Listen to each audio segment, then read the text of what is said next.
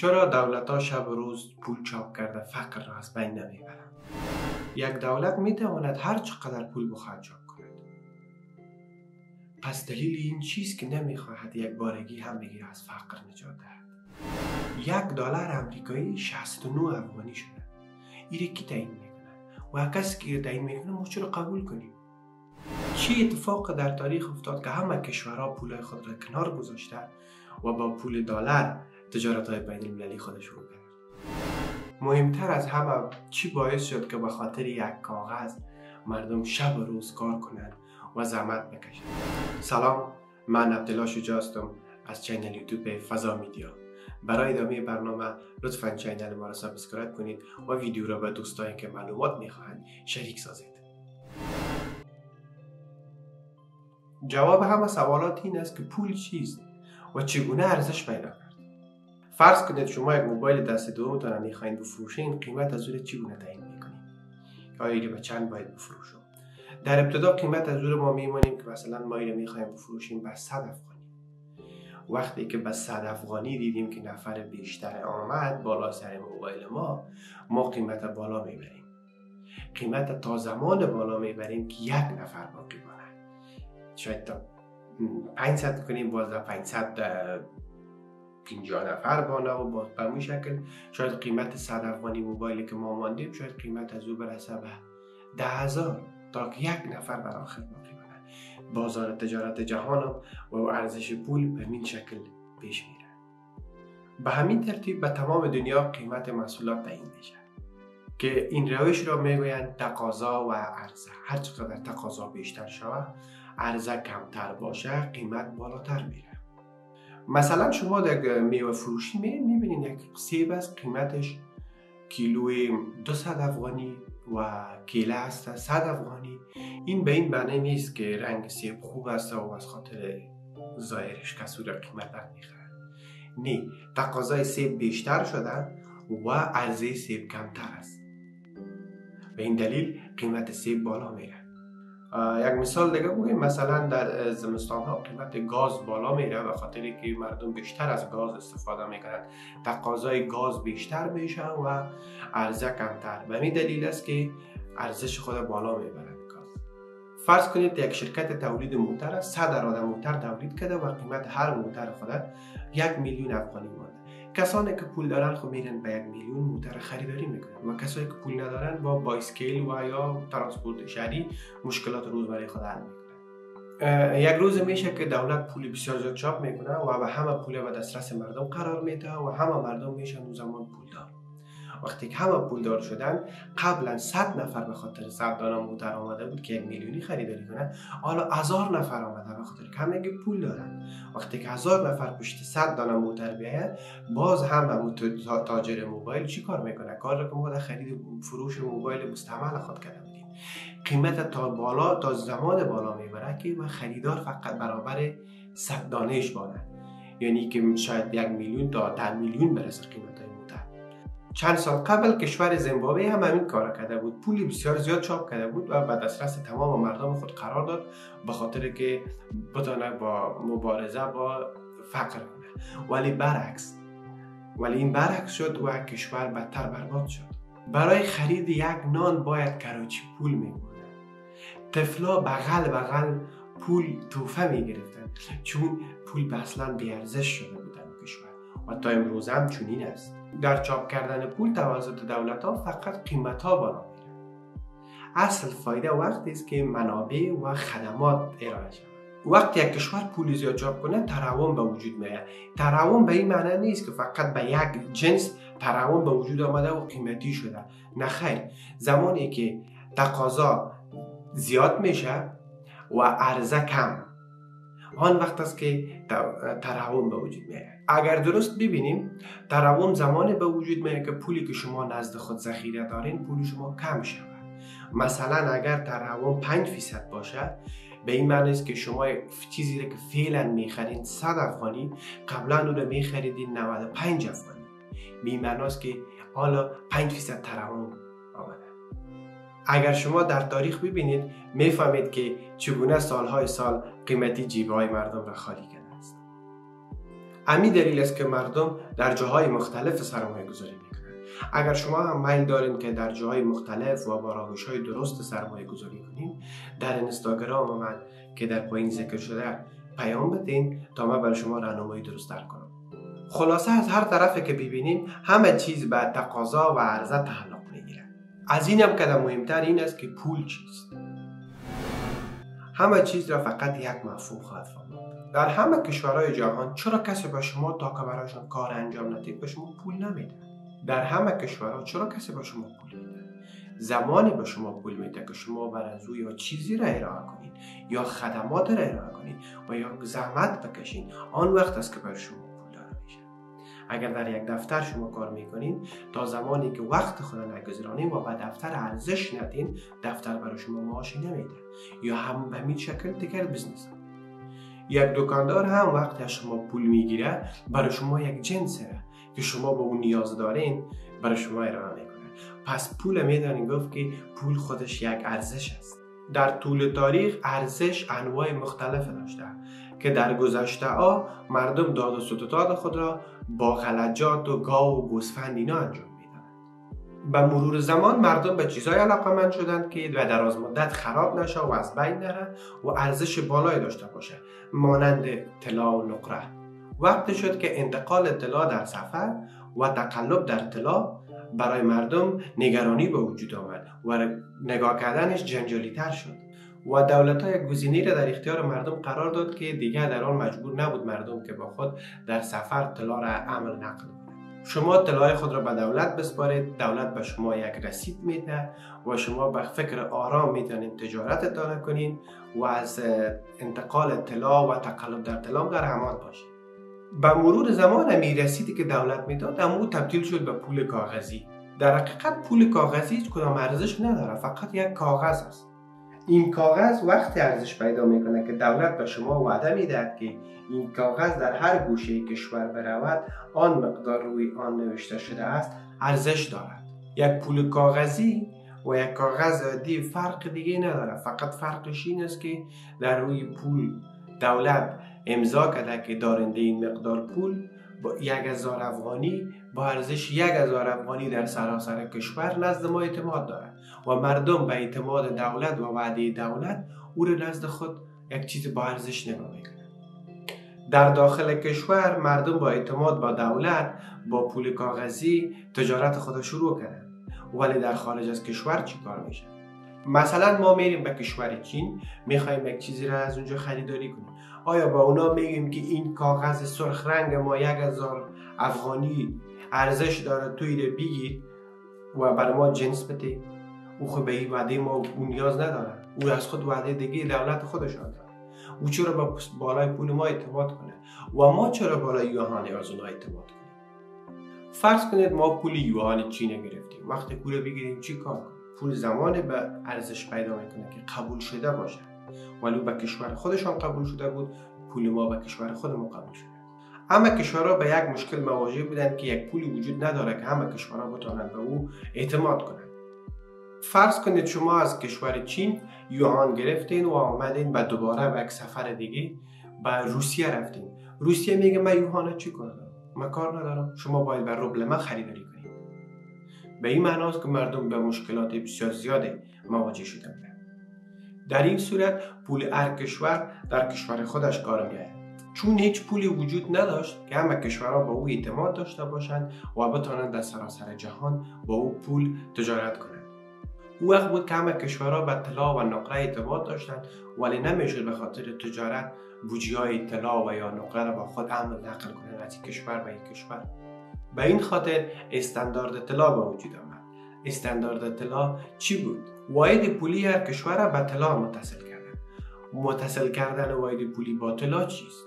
متصل کردن طلا با پول یک وضعیت فرضی است. فرض کنید افغانستان اعلان میکند که 1 گرم طلا 50 افغانی است. و اگر شما 1 گرم طلا بیارید 50 افغانی به دست میارید و اگر 50 افغانی بیارید 1 گرم طلا به دست میارید. به همین ترتیب امریکا اعلان میکنه که 1 گرم طلا $1 است و هر کسی که 1 گرم طلا را بیاره $1 میگیره و اگه $1 بیاره 1 گرم طلا میاره. به این معناست که وقتی که افغانستان 50 افغانی 1 گرم طلا را تعیین میکنه برش نرخ و امریکا $1، اتومات نرخ دلار و افغانی تعیین میشه. یعنی که $1 امریکایی میشه 50 افغانی و 50 افغانی میشه $1 امریکایی. بعد از این کشورها دلشان جمع شد و چون نرخ پول هر کشور تعیین شد و هر وقت بخوای هر چقدر پولی که پیش رو باشه میتونی رو به طلا تبدیل کنی. این طورم نمیشد که ما با یک کشور تجارت کنیم و پول زیاده به دست بیاریم و اون کشور توانایی به مو اندازه‌ای که ما پول از آوردیم به دست به مو اندازه پس طلا نداشته باشه که برای کشور ما بده. به این خاطر یک قانون وضع شد که کشورها به اندازه‌ای میتونن پول چاپ کنن که به مو اندازه‌ای که اونا طلا ذخیره دارن، تا که نشه که یک کشور دیگه که با پول زیاد از این کشور تجارت کرده و زمانی که بخواد پول به طلا تبدیل کنه و کشور توانایی نداشته باشه که پولا بگیره و براش طلا بده. فقط پول به همان اندازه میتونن داشته باشن به همان اندازه‌ای که طلا دارن. با این شکل کشورها تجارت‌های خود را آغاز کردند. اصل همه تجارت‌ها با طلا بود ولی پول فقط متصل کننده تجارت بین کشورها. حالا شما شاید بگید که سیستم استاندارد طلا خوب بود و اگر خوب بود چرا از بین رفت؟ وقتی که از بین رفت چرا دلار جایگزین از او شد؟ زمانی که جنگ اول جهانی شروع شد کشورها همه مجبور شدند تا طلا را به شکل عمده خریداری کنند. بحران جنگ خیلی زیاد بود و همه کشورها مجبور شدند تا طلای خود را به امریکا بتن و از امریکا طلا خریداری کنند و آهسته آهسته همه طلاها پیش امریکا رسید چون امریکا بیشترین صادر کننده طلا بود. جنون جنگ پول و طلای کشورها را خلاص کرد و بعد از ختم جنگ اول جهانی بیشترین کشورها به یک بحران سخت مالی و اقتصادی روبرو شدند. دیگر طلا پیش هیچ کشوری نیست. چگونه تجارت کنند؟ چگونه پول چاپ کنند؟ چون همه طلاها پیش امریکا رفتند. آهسته آهسته کشورها در تلاش بودند که اقتصاد خود جور کنند که جنگ جهانی دوم شروع شد. جنگ جهانی دوم گرانترین جنگ تاریخ بشریت است. در این جنگ کشورها هم از زیاد قرضدار شده بودند. امریکا طلای زیاده را صادر کرد و در مقابل پول و طلای همه کشورها را نزد خود جمع کرد و 80% طلا پیش امریکا جمع شده. زیاد کشورها قرضدار شدند و سیستم استاندارد طلا هم دیگر امکان نداشت چون پیش کشورها دیگر طلای وجود نداشت که اونا بتونن پول چاپ کنن و بتونن تجارت کنن و اگر تجارت نکنن چگونه درآمد داشته باشن. به این خاطر کشورها در سال 1944 یک جلسه را تشکیل میدن که آن جلسه برایتون وود کنفرانس یاد میکنن که در این جلسه IMF و IBRD این دو سازمان تشکیل میشوند. کار IBRD این بود که کمک به کشورهایی که در جنگ ویران شده با آنها کمک کنند. کشورهای جنگ زده را بازسازی کنند، اقتصاد آنها را رشد بدهند که آل IBRD ما به بانک جهانی میشناسیم. و کار IMF این بود که کشورها بین یکدیگر خود تجارت کرده بتوانند. حالا هم اگر کشورها با کدام مشکل اقتصادی روبرو میشن این سازمان ها از آنها حمایت میکنند. و بعد از سال 2001 میلادی این دو سازمان در بازسازی افغانستان نقش مهمی داشتند. در کنفرانس برتون وود به این نتیجه رسیدند کشورهایی که طلا ندارند میتونن با دلار آمریکایی تجارت کنند. شاید بگویید که چرا دلار آمریکایی، چرا یک پول کشور دیگه اینی؟ به خاطر که بیشترین طلا پیش امریکا بود و تنها کشوری که جوابگو با همه پول داشت فقط امریکا بود که میتونست جوابگوی همه کی باشه و همانقدر دلار بر خود چاپ کرد تا جوابگوی تمام دنیا باشه. در همان روز امریکا اعلان کرد که هر کسی که طلا بیاره میتونه دلار ببره از پیش ما و هر کسی که دلار بیاره میتونه طلا بگیره و همچنین قیمت یک اونس طلا را $35 آمریکایی تعیین کرد. هر کشور در یک بخش در یک بخش هر کاری که میکند میتونه با آمریکا تجارت کند و منابع دلاری خود را بالا ببرد چون به هر اندازه‌ای که دلار داشته باشی یعنی به همان اندازه طلا داری که هر وقت بخوای تبدیل کرده میتونی و یک زمینه شد برای رشد و بهبود تجارت کشورها. به این شکل دلار ارزش ذخیره‌ای همه کشورها شد و هر کشور از خود ذخیره دلار داشت و به این شکل شد که دلار ارز جهانی شد. در اول نوامبر 1955 جنگ ویتنام با امریکا شروع شد و اقتصاد امریکا سخت ضربه دید. امریکا دلار بیشتر در مقایسه با طلا چاپ کرد و از طرف دیگه هم کشورها روز به روز اقتصادشان بهتر شده میره. در سال 1966 شارل د گل رئیس جمهور فرانسه با توسط نیروهای دریایی دلار به آمریکا فرستاد و طلای خود را پس دوباره گرفت و آهسته آهسته کشورهای دیگر هم همین کار را کردند، دلار دادند و طلا گرفتند. آمریکا نسبت به طلایی که داشت دلار بیشتر چاپ کرده بود که در سراسر جهان در حالت چرخش بود و روز به روز طلای خود کشورهای دیگر که پس از آمریکا دوباره می گرفتند، طلای آمریکا کم شده بود و اقتصاد آمریکا در حالت سقوط بود. در سال 1971 رئیس جمهور آمریکا ریچارد نیکسون دلار را از متصل طلا برداشت و گفت دیگر نمیتوانید دلار به طلا و طلا را به دلار تبدیل کنید. این کار نیکسون را نیکسون شاک میگویند که این برای همه دنیا یک شوک بزرگ بود، چون ذخایر همه کشورها دلار بود و حالا مجبور بودند با دلار تجارت کنند و به این شکل شد که دلار ارز جهانی تبدیل شد. حالا گپ این است که چرا بعضی پولها ارزش بالایی دارد و بعضی پولها ارزش پایینی؟ این تصمیم را کی میگیرد؟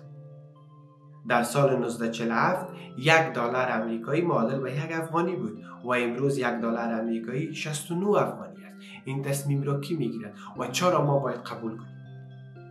این بستگی به تقاضا و عرضه دارد، چون هر کشور واحد پولی خاص خود دارد.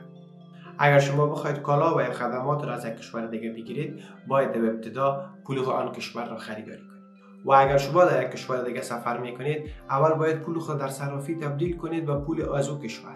بعدا شما میتونید یک چیزی را خریداری کنید. ما نمیدونیم با پول افغانی بریم در چین یا در ژاپن یا در امریکا یا در یک کشور دیگه خریداری کنیم، چون هر وقتی که ما بخوایم به اون کشور بریم باید پول از او را خریداری کنیم. برعکس اونا هم اگر به کشور ما میاین در ابتدا باید پول افغانی خریداری کنن، چون ما یوان و یا روبل روسی و اینا را به کشور ما نمیچرن.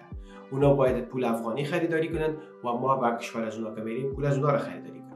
اگر شما یک محصولی را به شکل آنلاین از کشورهای اروپایی و یا آمریکا خریداری میکنید، شما اول باید پول خود را به دلار و یا یورو تبدیل کنید که این را شما نمیدانید.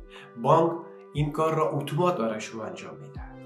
خدمات و محصولات هر کشوری که تقاضای بیشتر داشته باشد در کشورهای دیگر ارزش پولی آن کشور بالا میره، چون کشورها به خاطر ضرورت خود پول کشور خود را میدن و پول کشور دیگر خریداری میکنند.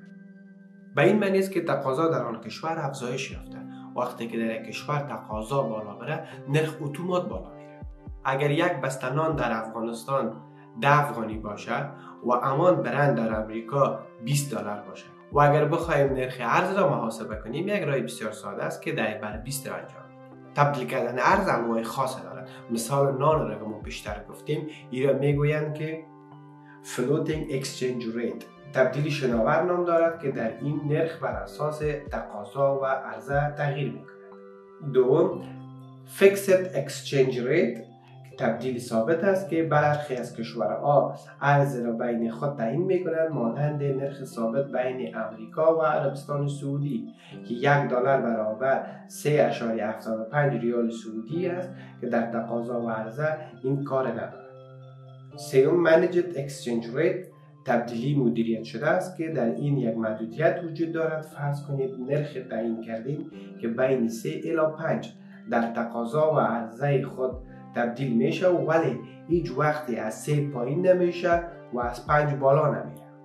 و امسال که سال 2023 میلادی است، چندین کشور جهان یک جای شده و یک پول جدیدی را ساختند به نام بریکس که شاید در آینده نزدیک جایگزین دلار شود و ارز جهانی تبدیل شود. درباره پول بریکس و از کشورهای عضو بریکس و اما معلومات مکمل بریکس و ارزهای دیجیتال یک برنامه دیگری برای شما ساختیم که در آینده تهیه و نشر میکنیم.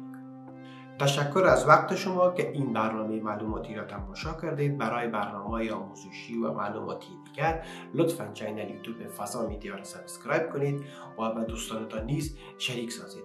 تا برنامه بعد، بدرود.